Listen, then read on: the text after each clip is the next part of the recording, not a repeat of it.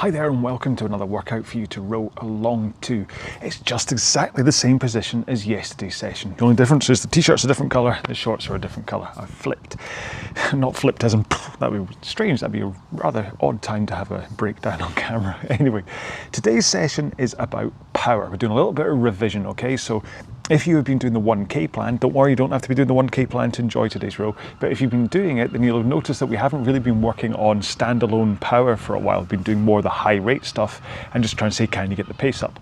Well, this is like revision. We're going back and doing a little bit of power work because this is the last of the main weeks of training before we start to actually look at doing some kind of a finish to this, okay? So what today's workout is about is concentrating on the connection and getting power into the stroke. As such, what we're going to do is 8 intervals of 4 minutes, okay? So 4 minutes, 8 times with 2 minutes rest in between. But you're going to do these all at 20 strokes a minute, okay? So that's down to the low rate, but your pace is going to be up to round about 2K plus 10 or faster if that's what you kind of achieve naturally, okay? Remember, there's going to be a total of 8 intervals doing this, so there's no point absolutely hammering the first 2 and then having nothing left in you for the rest of it. This is about being able to kind of concentrate on loading in a whole bunch of power, but getting through the whole 32 minutes worth of actual rowing, okay? Hope that makes sense. So it's a max kind of ish in terms of you putting in a good push, because in order to get that fast you have to put in a good push, but it's not going to be one that is every interval you're going to be left kind of gasping. Hopefully by the point you're at kind of round about interval 5, 6, 7, 8, maybe 6, 7, 8, it's going to start to kind of really kind of bed in and it'll feel tough, but it shouldn't get that way from the start. Is that enough of a kind of a caveat? Cool, right. In order to start, we have to do a 5-minute warm-up, okay? We're going to do the one where we kind of do those 5 hard strokes from our legs to just make sure our legs are primed for the session ahead of us. And before we can even get there, we have to set up our machine. Bear with me while I get through this as quick as I can. On the concept 2, you have to set up your drag factor first. If you don't know anything about drag factor, please do check out the video I have here on the channel. If you know how to set it but not where to set it, I suggest round about 130.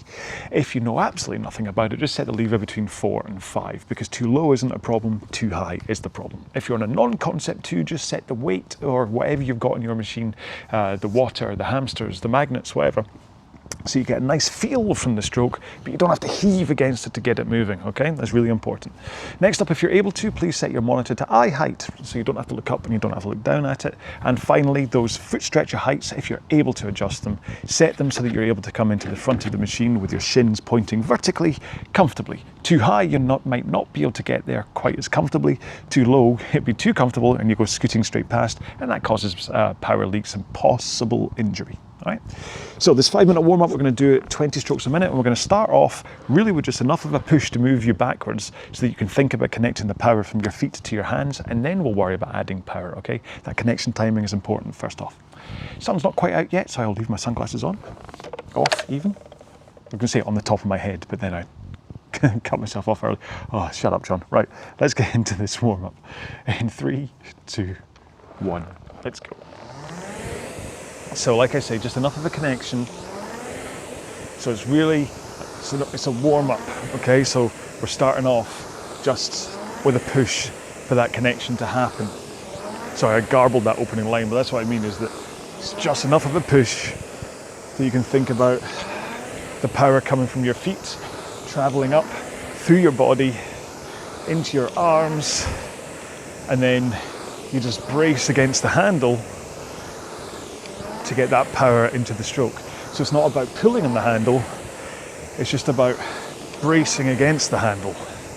I'll talk more about that and proper technique stuff in the main row, but for the time being, if you can just think about forwards tilt in towards the front of the machine with straight arms, and then trying to push your feet at the same time the handle connects to your machine, whether that's a cog in the chain or the strap and the blade for a water wheel or whatever. You want to push at the same time your hands connect.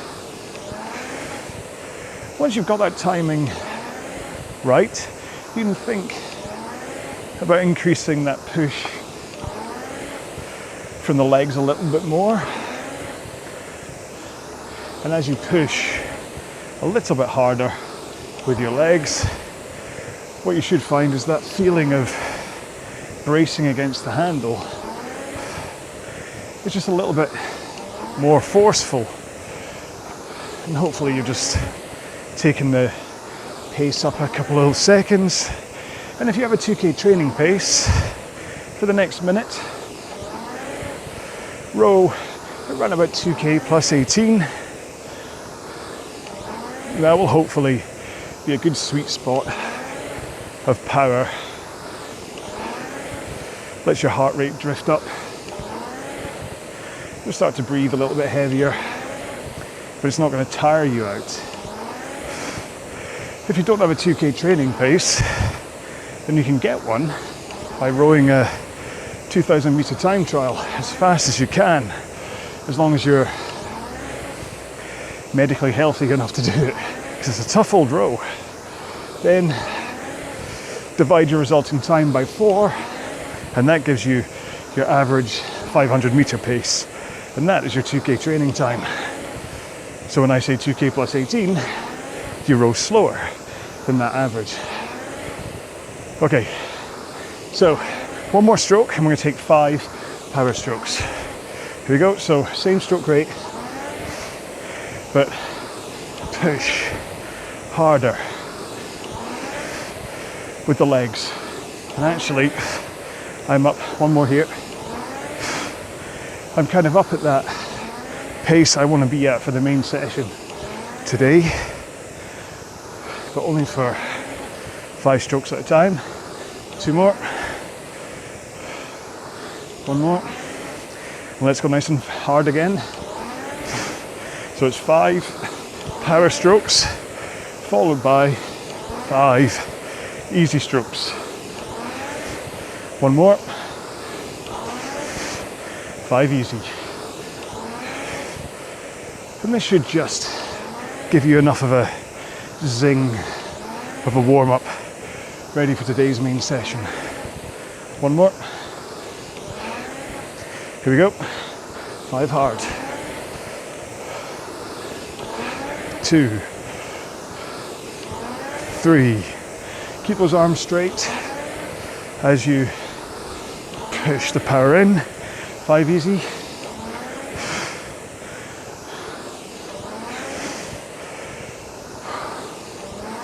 We've got last 5 coming up after this stroke. Here we go. 5 power strokes.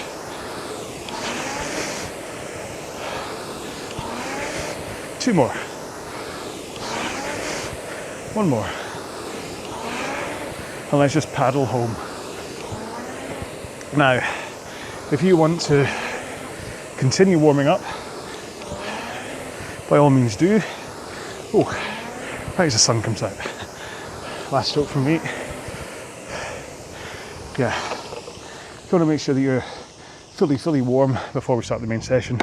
Please carry on warming up. Otherwise, have a quick drink, move up and down the rail, and I'll quickly describe one more time what it is we're doing today.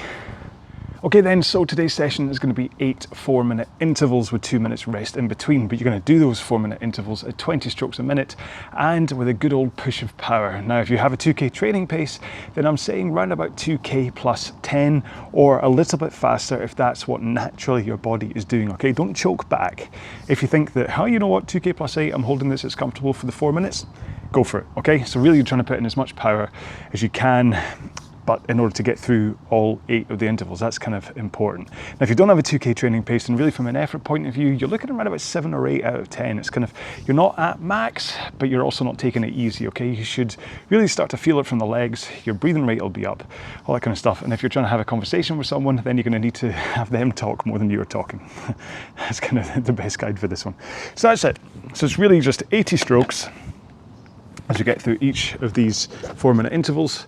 You just have to get through all 8, holding it nice and powerful from start to finish, okay? It's a simple row, but it's definitely a tough one in terms of the power from your legs. So that's why it's important that we throw it in this week, just as a kind of a primer to get you ready for, or just to remind you about, it's also about power, not just about stroke rate, okay? So I'm gonna stick the sunglasses on this time. Oh, where's the clouds moving? Yeah, it might pop out. within this interval, and I don't want to have to worry about putting my sunglasses on. So here we go then. In 3, 2, 1, go. Right, so like I say, it's about connection, okay? So you want that forwards tilt, arms straight, and then push with the feet, and then you hold that forwards tilt and straight arms as you push in that power. So this is a great workout to do if you are one of those people that pull early in the stroke and you're trying to get used to driving out with straight arms instead, as it's a controlled lower rate, but you're also putting in a good old shove from the legs, which means you really have to brace and hang off the handle.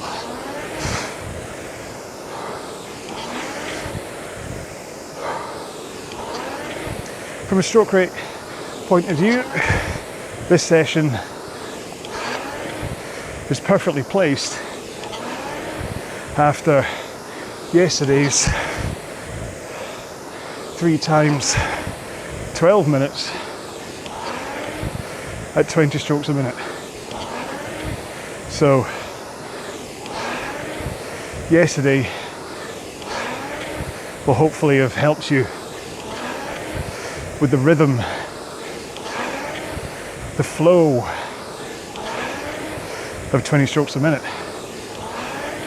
Halfway there. So that today you are a lot more comfortable just laying in the power.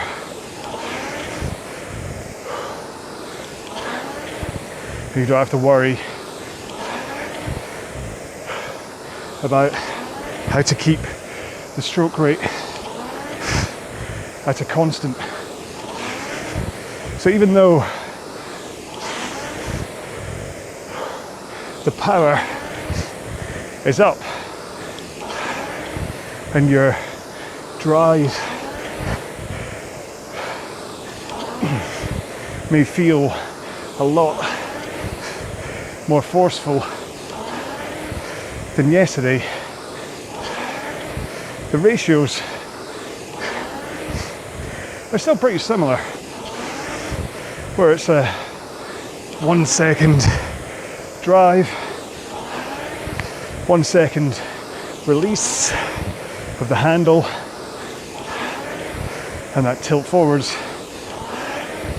and then 1 second slide towards the front of the machine. Okay, 8 to go. Hopefully you got the right effort sensation for this row. 2 more.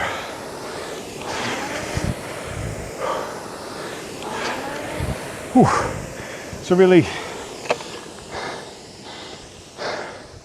what you should have felt is after maybe 2 minutes there, you're like, ooh, this is a fair bit of effort. I have to concentrate on keeping the pace up and not backing off as the intensity, or I suppose intensity starts to kind of take hold. So it's really easy the first kind of 10 strokes, even 20, but after that you're like, oh, okay, I'm having to push, I'm having to put the force in here to get this row at that constant pace. And I'm going to try and do that thing again where bang on the minute marker and half in the rest, take a quick drink, because it makes it a lot easier in post-production So I can just go plus 5 minutes, dip, because I like to dip the audio when I take a drink, because I'm nice to you. Because you don't need to hear me slurping. Have a drink.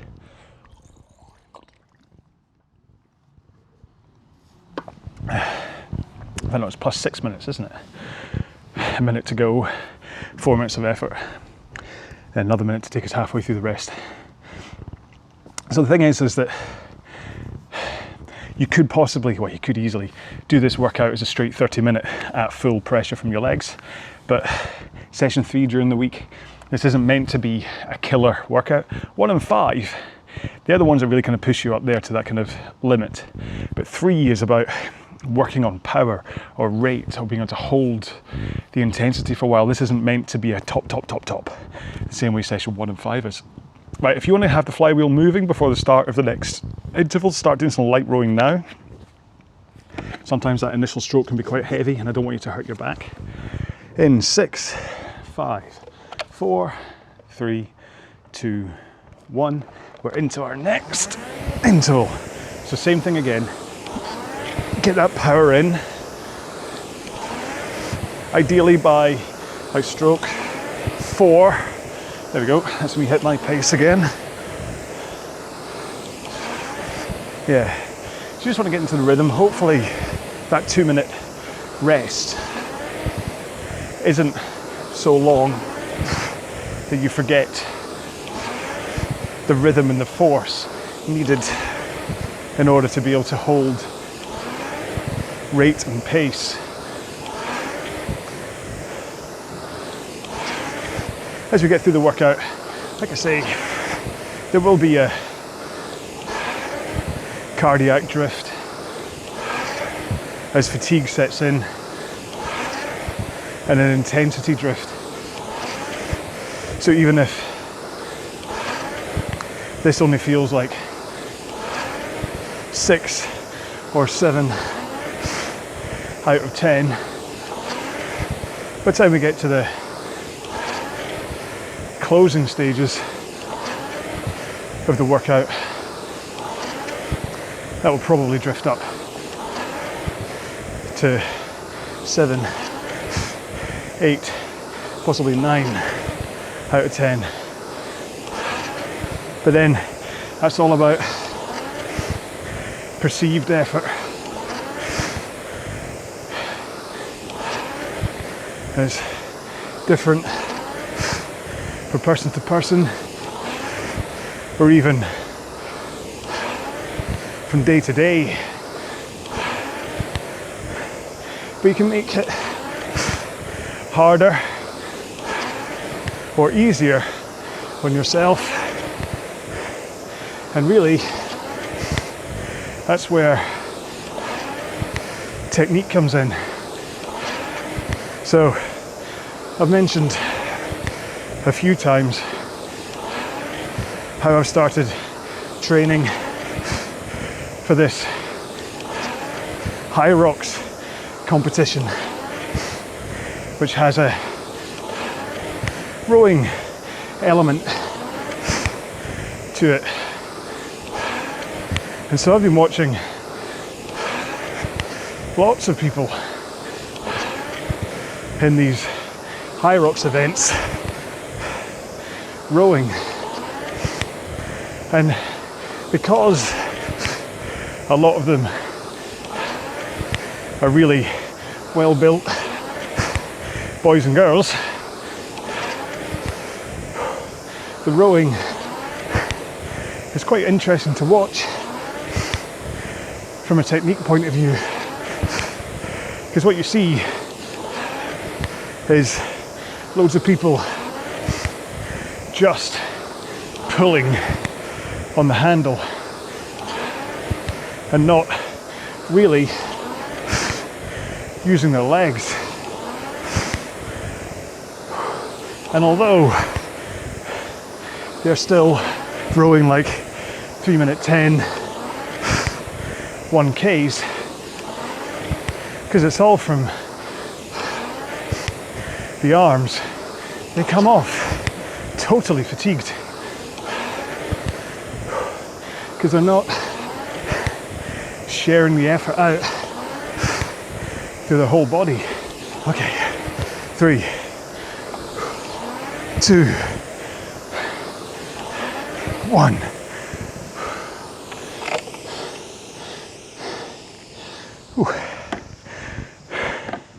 So that just makes it hard on themselves.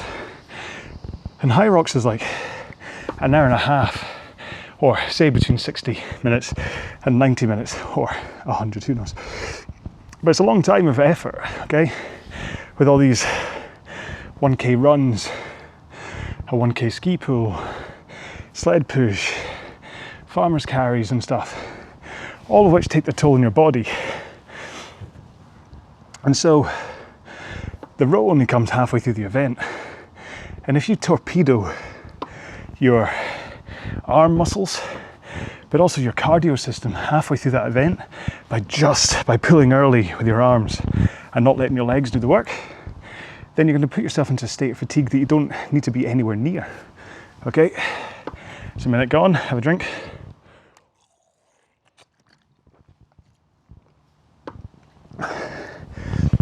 So I'll accept that these guys and girls are exceptionally powerful and fast, but they're also massively inefficient. And in an event that's all about being able to put in your maximum to get the best time as possible across the entire event. Then you don't want to be like, oh, maximum, nice, smooth, you're putting in your runs, your sled pushes, your skis, yay, and suddenly your technique's so bad in rowing that effort spikes, and then you're back into the rest of it again. Why would you do that? You want to just meter out your effort across the entire race, knowing you're not going to over fatigue yourself. Okay, 15 seconds to go for those who want to do some light rowing before the next interval. See, they go nice and fast, these intervals, don't they? 6 seconds until interval 3, 4, 3, 2, 1, go. There we go, so it's straight into interval 3, get that power in. It's always interesting on the concept too, when you mistime that first stroke a bit, and you're like, hang on, I just put in full power. Why is it only showing me 2:03 pace? But that's what happens when you don't hit the stroke bang on 0. So keep that power up. If you see you drop off pace by 1 or 2 seconds, just pay attention to whether you are properly pushing with the legs. Are you maintaining that forwards tilt and straight arms through at least half of the leg drive? Or, you know what, as long as your initial connection doesn't have to be half, that's the ideal, but maybe a quarter, as long as you're accelerating your initial push with straight arms and a forwards tilt, then you'll get most of the benefits. But do try to keep those arms straight as you push your legs. So I'm straight pull, straight pull. Really, my arms are straight for a huge amount of the leg drive. My back may sometimes swing a little too soon, but at least my arms stay straight until the back, allowing the power for my legs to go against that brace against the handle, but also giving me the room to pull at the back. Because as much as you're not pulling at the front, you want to make sure that you finish nice and powerfully.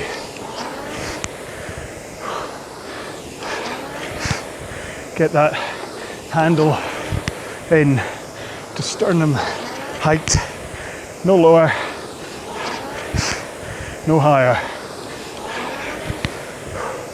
Elbows through your sides, wrists flat, and a good posture.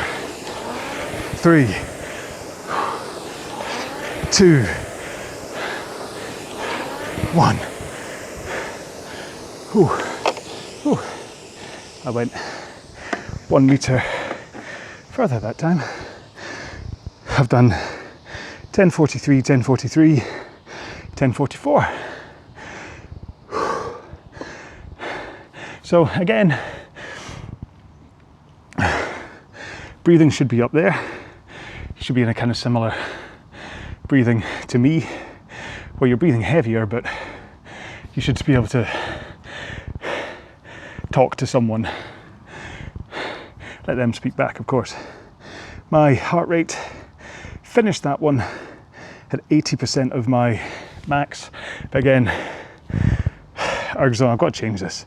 ErgZone has my max as 173, which is wrong. My max is 183, so whereas this says 80%, I'm guessing it's probably closer to about 75%. And then you have to factor in the fact I'm talking the whole way. Have a drink.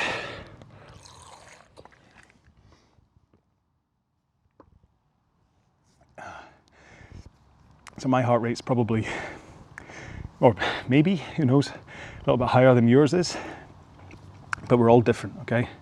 Like my resting heart rate, or when I'm asleep, it's around about 34. When I'm just sitting at my desk working, it's about 37.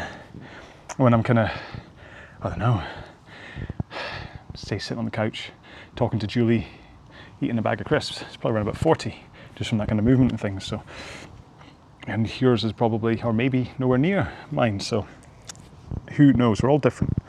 It's the percentage of your heart rate that matters.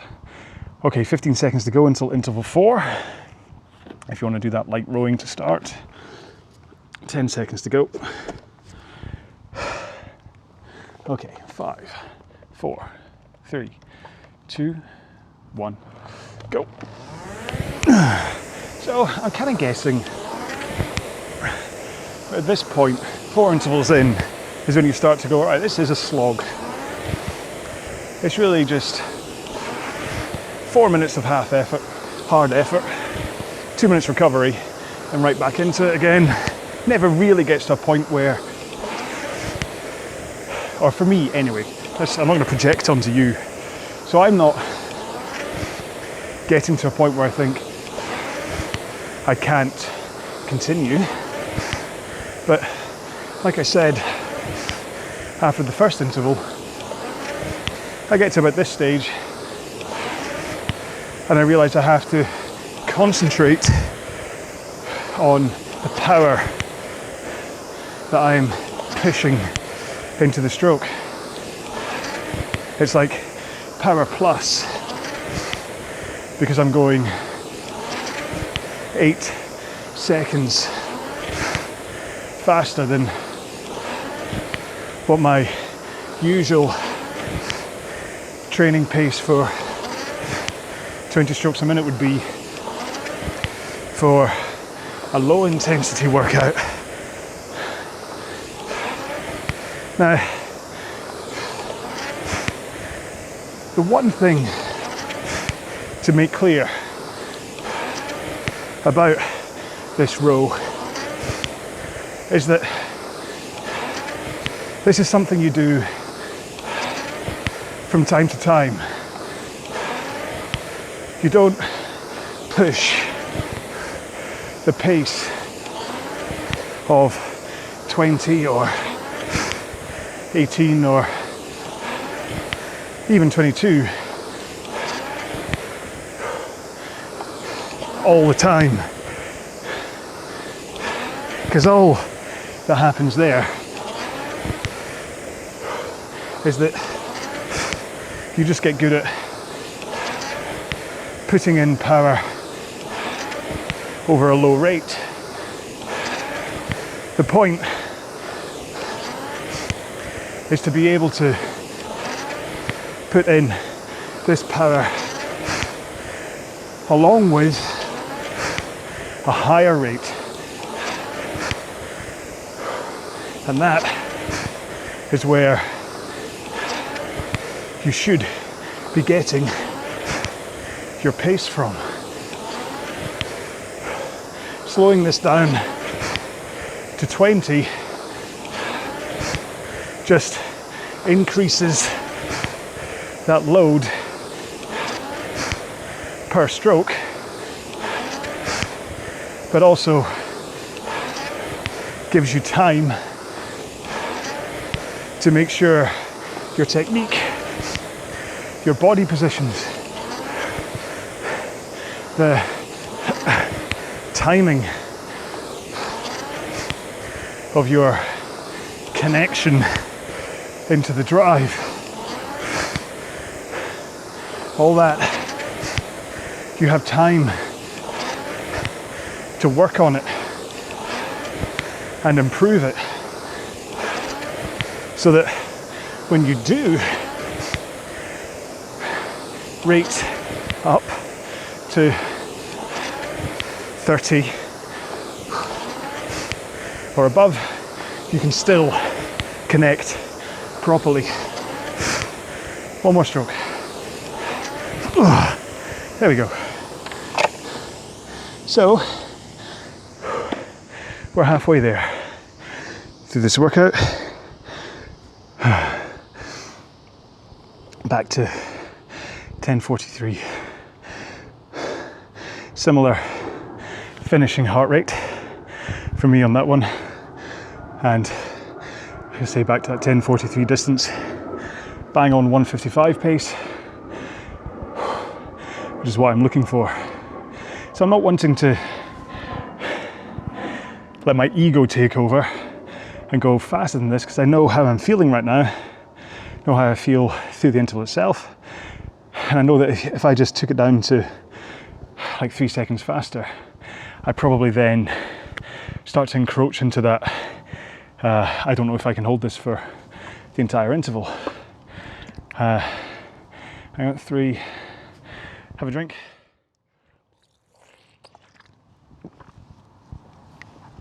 So the point here is hitting that balance where your muscles are working hard, your cardio's up. Certainly mine is, again, because I'm talking to you. But not so hard that you can't get through all 8 intervals. I'm a broken record, aren't I? Because I'm saying that over and over again. But there's no point finishing the last 3 intervals of this workout so much slower because you've burnt yourself out in the first ones. That's not the point of this workout. I've hopefully said that enough from the start, that it's sunk in, but I'm also telling you that now that we're at the Bon Jovi point, that we're halfway through. We are halfway there, but hopefully not living on a prayer. Hopefully we're still good. There's another 4 intervals to go. That's just past 15 seconds to go if you want to pick up and do some light rowing. Otherwise, we're doing the next one in 5, 4, 3, 2, 1. Push. And it's a good time to use that cue as well and remind you that this is about pushing with your feet, okay? It goes back to that thing of arms straight in the forwards tilt, is that the power goes into the machine from your legs, pushing the power in. So think about pushing the machine away from you rather than pushing yourself backwards, or worse, thinking about pulling the lever The lever? What are you on about? The handle. Backwards. I said already, you want to be hanging off the handle. Fingers hooked over it, with thumbs underneath, but you're not gripping, choking the handle. Your fingers are just hooked over it, so that as you push the machine away with that forwards tilt, the power goes from your feet to your legs, up through your back, into your arms, and then you're just bracing against the handle. So a good posture, a braced core, that arms straight, and you're kind of hanging off the tendons and ligaments of your shoulders, rather than tense shoulders that are up in your ears.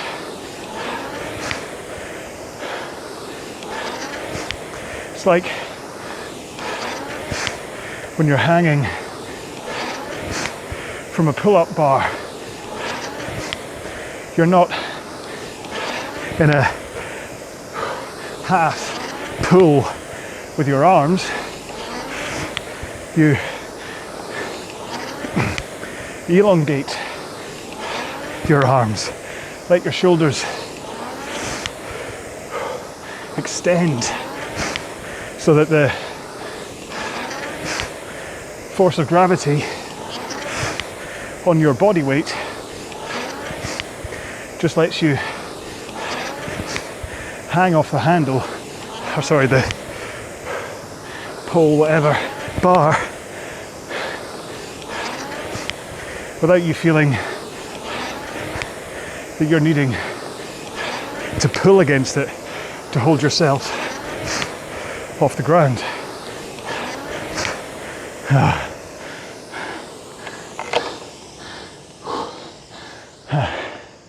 Yeah, that one lost focus with about a minute to go and had to kind of finish the last 6 or 7 strokes a bit faster in order to hold that 155 pace and 10:43, which I did, but paid for it because my heart rate said 82% of max. And so regardless of what the actual numbers are, I went up from 80% in the previous 2 intervals to 82 in that one. So whether that was effort based or just plain cardiac drift, I don't know. Who knows? Find out the next one, as long as I try and keep the pace right. Okay, have a drink.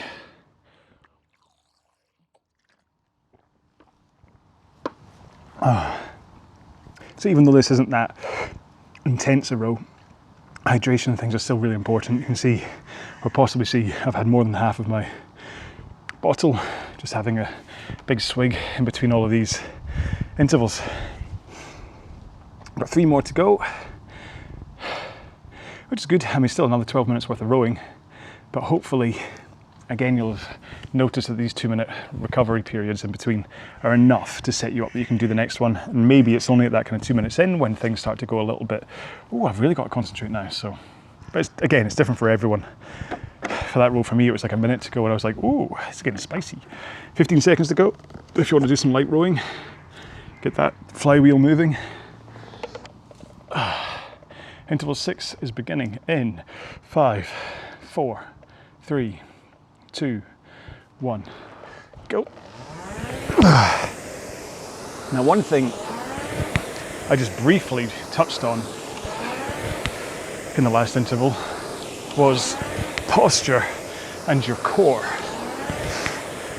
Both of them are absolutely vital through the stroke. Your core, because it helps that brace, that hang off the handle, but also helps at the finish of the stroke. But your posture is just as important, because it helps again with that transfer of power, but it also gets you into the right body position and angles for each stroke without having to think too hard. So if you have a powerful posture as you come forwards, so your hips are tilted forwards,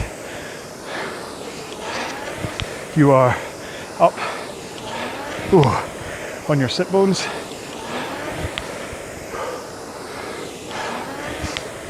and you just feel like you're primed, ready. Then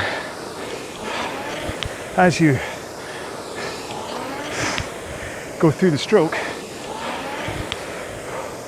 all you do is hinge from that forwards tilt into your backwards tilt. And notice I'm saying tilt and pivot. I'm not saying lean, because lean could mean rounding your upper or lower back in order to kind of fake the right angles. Whereas if you just hinge, pivot over your sit bones, then all you're doing is tilting forwards and backwards. And that prime, powerful posture at the front should be almost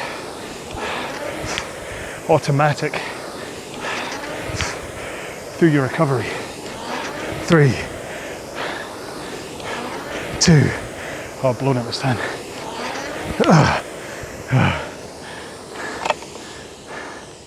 10:41 and another 3% higher. So this is what I mean about fatigue setting in, where that sharp end of what I've been able to put in up until now is starting to get a bit blunted. It doesn't help that I do distract myself when I talk to you, so I'm blaming you, not me. It's not me, it's you. All jokes aside, what it shows is that I drifted off, that I didn't step up and meet the pace that I was meant to be rowing at in that last one. And there's no real need for it. It's really only just fatigue and a lapse of concentration that did that. Have a drink.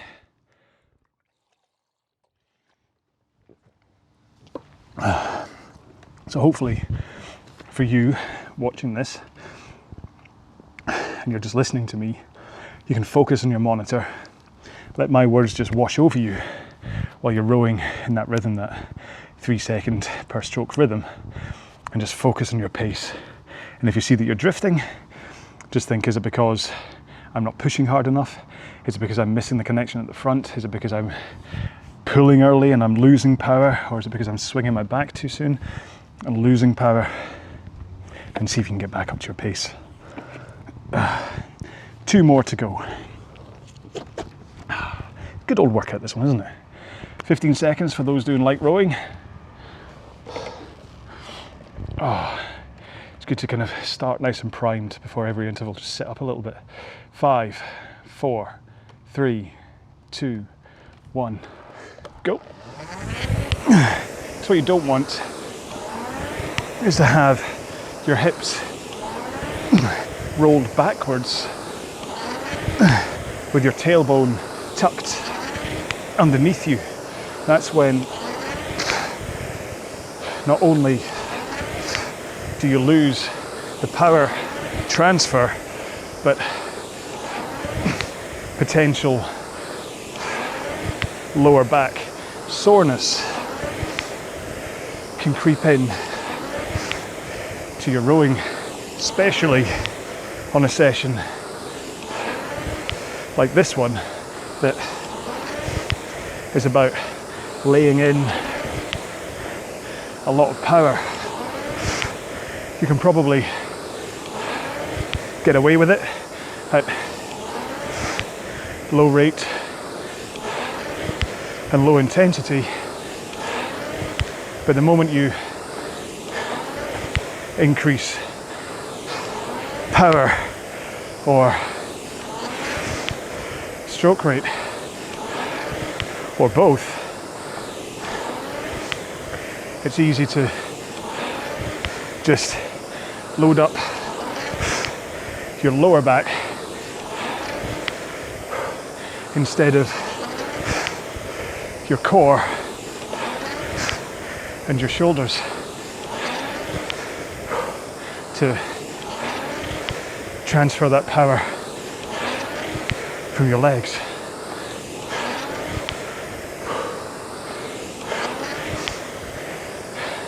Now, even if fatigue does start to set in, bear in mind that the key is body positions and angles and rhythm. If you can keep a solid, fluid stroke and hit your body angles, chances are you'll hit stasis for that fatigue. Whereas if you begin to collapse posture or pull too early or lose this fluid feeding of drive, release, slide, like a dance with a machine. If you start to jerk through the stroke, all of that can tire you out even quicker. Often it's just a hiccup in your technique that is the reason fatigue slows you down. 2 more. 1 more.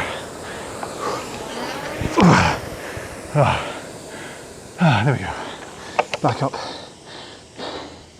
10:43.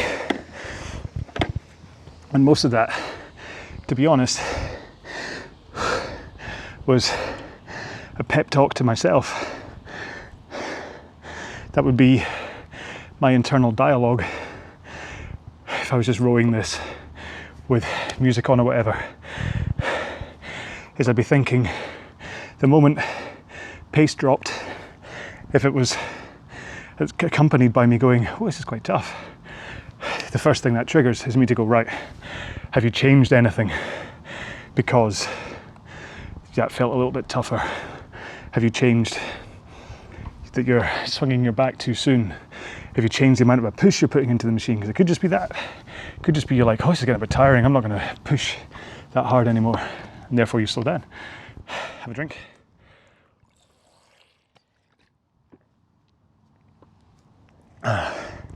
And that's really common. Say about 500 meters into a 2K, or about 250, 300 meters into a 1K. That's the point when your ATP energy reserves, you've burnt through them, and you're now just burning through glycogen in your muscles, and they all start to go, hello, we're here, ow, can you slow down please? And that can set off like a panic trigger, that you're like, oh wait a minute, it didn't feel like this when I started. And that's because you've shifted your demands on energy. So it's important at that point to just keep true to your technique and your power and just ride through that for the next kind of 30 seconds or so. All right, do you like rowing? Oh, last interval in 5, 4, 3, 2, 1, go. It's the last one. Now it's up to you. I'll give you the option if you want to do this as a maximum power, still at 20 strokes a minute. But if you want to push this one even harder, by all means do. When I talk about the petrol tank, the fuel tank, the tank filled up with blue RowAlong power. If you push this last interval because you have a lot more fuel to spare, then that's okay. As long as your next session, like the next one in the 1K plan, is a low intensity row or rest day, to let that tank of power refill. So as it is, after a session like this, even at 2K plus 10, I'm going to be using up a lot of that power. So pushing this last interval is just a lot plus a bit more.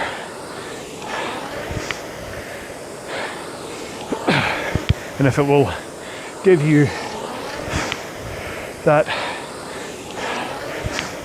dopamine hit of a enjoyable, successful row, then I'd rather you went for it than you held back and had a less than satisfactory or enjoyable row. So after all, the point of this is that even during the tough rows, you should still take some pleasure out of it, whether it's almost masochistic from how hard you had to work, or just that you're happy to have held on the consistent pace throughout. Okay, 3 strokes, 2 more. Last one.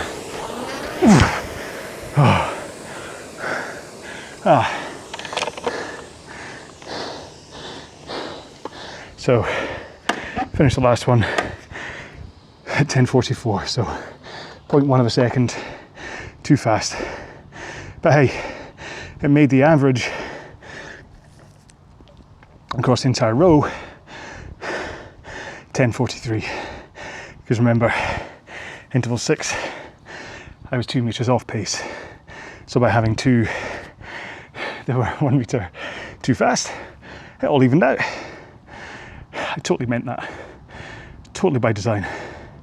Okay, let's do a 3-minute cool down again. We're going to do the first minute some light rowing similar to the warm up, and then the next 2 minutes will be the single leg, arms only, body only stuff, or you can just row the whole 3 minutes straight.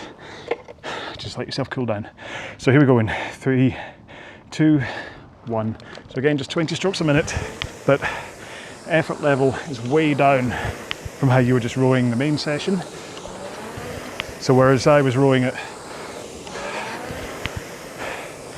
1:55 in the main session, I'm now down at 2:15. Okay, so I've backed right off the intensity in order to let my body just slowly cool down instead of just stopping, and then my body goes, hey, what happened there? We were working at max a second ago. Why are we not working at max anymore? I'm going to seize. Right, so in 5 strokes time, I'm going to put 1 foot in the ground. Like I say, you don't have to follow me with this. You can continue just rowing at this pace for the next 2 minutes. 1 more. Right, so 1 foot on the ground, continue rowing. Now I cheated there, because I did that first minute with the straps really loose instead of tight. So it was really easy for me to get out of the strap. But don't worry, if you lose 5 seconds or so getting in and out of the straps, that's fine. Don't panic about it, it's just a cool down. Even in the warm up, it's fine. 1 more here, swap feet, in, out. It still is a bit tricky wearing shoes though, especially these Nike Zooms, because they've got a strange kind of pointy heel that kind of gets trapped inside the heel cup. Okay, 3 more strokes, then we're going to put both feet back in. You don't have to worry about tightening straps for the time being. So 1 more, put that foot back in, legs straight, and then just roll with your back and arms. Okay, so you swing over your back to connect the handle to the flywheel or water wheel, and then only once your back is connected and you feel your hands brace against the handle do you finally pull. So you're not coming forwards and pulling, which when your feet are out the straps, it almost sends me off the back. Okay, let's roll to the front. I'm going to tighten my straps on the way. Arm straight, forward tilt, and just push lightly from the front. Okay, all I want you to do is rock in and out of the front of the machine while holding straight arms and a forwards tilt. If you push too hard, that happens and you recoil. I just want you to get used to straight arms and a forwards tilt as your legs get to about here. Okay, here, here. Okay, so that's the position you want to be in, and by not pushing too hard, that's the cool down over. By not pushing too hard, you can hold that position forever. Whereas the moment you go into a recoil, that's when things like you end up coming forwards in this position instead, and you're like, hang on, how did I get to here? Okay, whereas if you have that forwards tilt, see the difference? I'll just say, I know I do this quite a lot, but so this is how I see a lot of people row. They come forwards, their hips are tilted backwards, they have to throw the handle over their knees. Oh dear, dear, dear, dear. Whereas, if I go from here, okay, so see that from this position, but then I rise up, tilt forwards over my hips, suddenly I'm in a much more primed position for the stroke, and I can drive out from the front, and that's how the hang off the handle happens. If you're like this, there ain't no hang. Okay? Okay, anyway, I'm labouring a point. I'm talking about the head off. So right, let's get into a little bit of stretching. If you don't have time to stretch, then please at least stretch your quads and your hamstrings. Don't do it in the shower. I don't want you to slip and fall over and hurt yourself, all right?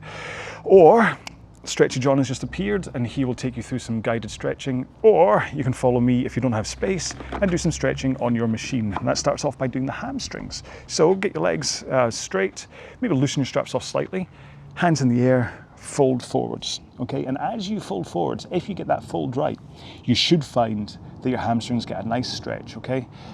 This is why you have your straps loose, so that you can kind of adjust the angle that your feet are pointing at and you can get it right. But if you even just by talking just then, I lost that fold.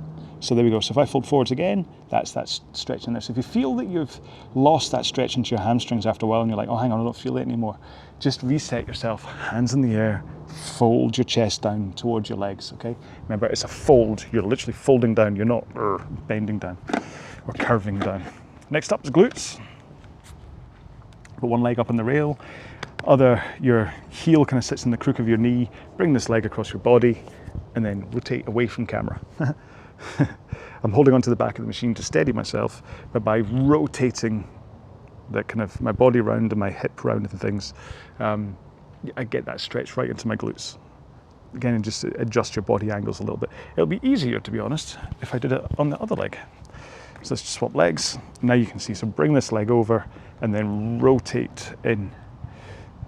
And it's almost like you are kind of rotating down into, well, not down, because that makes it sound like it's a crunch, but your angle of force is kind of going down into that glute, so you feel it's getting a nice stretch. And again, today, because it was a power session, it's a good chance that your glutes have kind of taken it a little bit, if you get that connection right, because that's really essentially what that power is. It's like a deadlift or a squat from that initial drive, and that goes right through your glutes. Next up, let's do our quads. So stand up, and then flick your foot up, hold it against your backside, and then see if you can stand on one leg and not fall over. Uh-oh, I'm going. I'll blame the angle of my lawn. Of course, there's other ways to stretch your quads like this. You can lie down and do like the sprinter stretch and things, which is slightly kinder, let's say, to your ankles and your feet or your shins, because that kind of holding it against your backside. As you, I'll flick and do the other foot. As you hold there, if you hold too far back, like up at the toes, you can kind of overstretch the tendons running down into your foot, so it's easier to hold on to the kind of the upper part of your foot. That's better for the angle. Remember, this is about your quads, this isn't about hip flexors, so make sure you get the angle right, that it's in your quads and not your hip flexors, because we're doing hip flexors next. Let's see, right, so I'll do this one with a knee off the ground. So 1 foot forwards, go into a lunge on that one and lower your back knee, okay, close to the ground, and then push that hip forwards. And you'll find that as you're in this position, you should get a nice stretch through into your hip flexors right at the top. However, I prefer putting the knee on the ground and coming forward. Like the difference for how this leg is stretched compared to the other ones, from having that knee on the ground and sending that hip forwards, this knee now comes over there. The difference is huge. I've got a fly crawling on me. Oi, that's my body. Leave off. Yeah, so that's a good stretch for your hip flexors. which I think I'm loosening off now because it didn't feel too tight that time. Let's do forearms. So hands in front of you, bring them down in kind of a pray, right in front of your chest, but push your hands together, and you should find that by pushing your hands together in this position, you get a nice little stretch in through your forearms. Hello, you fly or a wasp? Dangers of being outside. And if you're pushing as well, you should get a nice little, your fingers might get a wee stretch as well. Hello. Right, shoulders, so hand in front of you, bring it across your body and stretch. Oh. Now yesterday in my gym I was doing quite a heavy shoulder workout. Trying to work out why I just have no power for press-ups. When it comes to doing them, I just don't seem to be able to do a press-up. It's really strange. I used to be able to, but it's like there's something weird. I have to kind of focus and shift around, and then eventually I actually go, all right, that's how the muscle power is. And so I'm going to swap arms.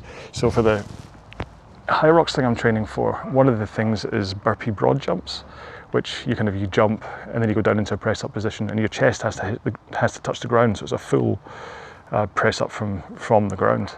And it's just, I just can't get it right. My shoulders feel awful for it, so I'm trying to build up my shoulders a little bit. It's all about me. Right, try biceps next. So I'll sit this way, hopefully I'm not going to fall off. Hands behind you, like this, like as you're flying, and rotate your thumbs outwards, okay?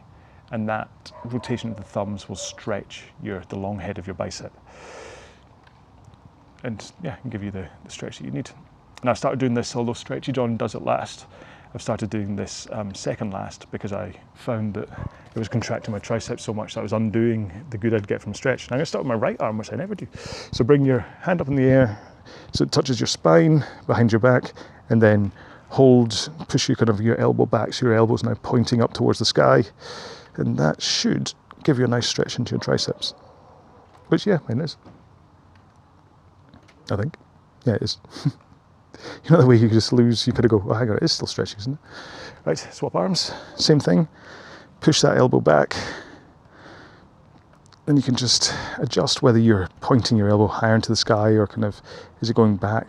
Again, it's like everyone's body's slightly different for the angles that you need in order to get the stretch. Remember, the point is that you're kind of focusing on a muscle and trying to stretch it. So make sure when you're stretching your triceps, you're stretching your triceps. Right, so there you go, that was it. That was a good old solid power session today, those 20 strokes a minute for 4 minutes. Hopefully you enjoyed it as much as I did. I certainly got a good workout of that. And to be honest, even the fact that I'd slipped that a little bit and it had to switch my focus, the value of that for me is massive. If that was a total breeze from start to finish for me, then you're kind of like, yeah, okay, I'll get the good workout, but actually hitting that point where I'm like, right, okay, I'm starting to kind of go down that kind of the other side of the cliff of concentration. And I needed to switch it back on. And then I managed to for the last intervals, but I had a little slip up. See, being able to get to that slip up and go, right, I need to do something and kind of get away from it, that's so important. It's one of the reasons that intervals are fantastic is that if you do like 10 intervals and interval 6 is a little bit sloppy, then you kind of go, right, okay, I need to refocus and make sure and push on. That is so good for you. Because what it means, see, even she agrees, what it means is that halfway through a race or something, if things start to go a little bit amiss, you can go, oh no, hang on, and you can switch it around and you can make sure and finish strong. That's really what that's teaching you. So much value to that session, which I hope you will agree. So hopefully if you're doing the 1K plan, I will see you in week 4, session 4. Otherwise, I will see you in one of my many other videos, I hope. Okay, but do leave me a comment or whatever, let me know how you found this video. Did you enjoy it? Did you struggle like I did? I think she did. But yeah, I'm gonna go because that just gets annoying, doesn't it? I will see you in the next video. Look after yourselves, take care, be well, bye-bye.